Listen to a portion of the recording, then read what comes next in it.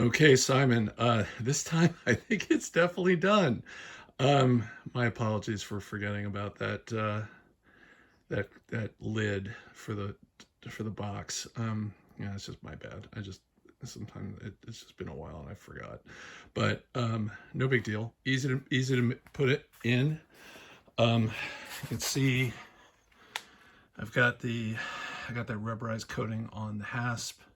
It's a really nice hasp. It's hard to find hasp that actually do what that does.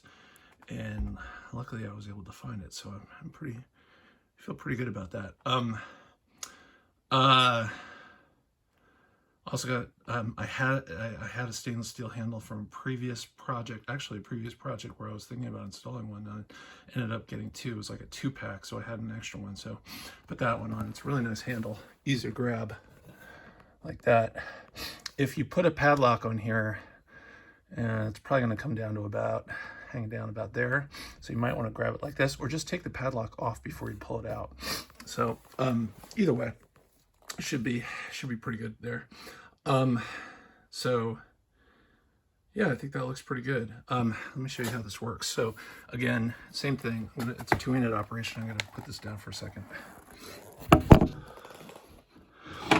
Release the locks and grab handle, pull out. Goes all the way out. And that's in the locked out position. Now it's a little out of balance because this drawer weighs something, and it's actually just about as heavy. The drawer itself is just about as heavy as the cabinet, which is kind of interesting. Okay, but once it's all locked down on your L-track, it won't be any issues. All right, so I'm going to release it, slide it back in a little bit. Releasing the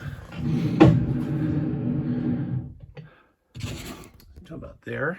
Okay, now this lid is actually pretty tight, and once it's in that position, there is no rattle. I put a little gasket right along this edge, and that's just enough. And there's a little gap, a little air gap right on the edge, on the sides, and that's enough to keep this thing from rattling. And this thing is not going to rattle at all. So I feel really good about that. It might get a little noise out of this little part of this little hinge here. It's part of the hasp, but that's about it. So to release this, you just got to push down a little bit, just put a little pressure, pop that up.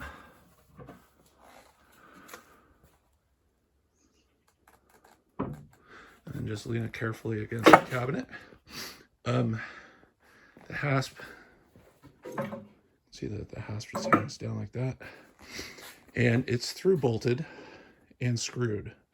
So there's 2 through bolts and then two wood screws to hold that on. And then piano hinge, it's a 12-inch piano hinge. And then this is that it's just basically weather stripping. It's just glued on. And if it ever peels off or whatever, it's stuck on pretty good, but if it peels off, you can always replace it. It's not very expensive to do that.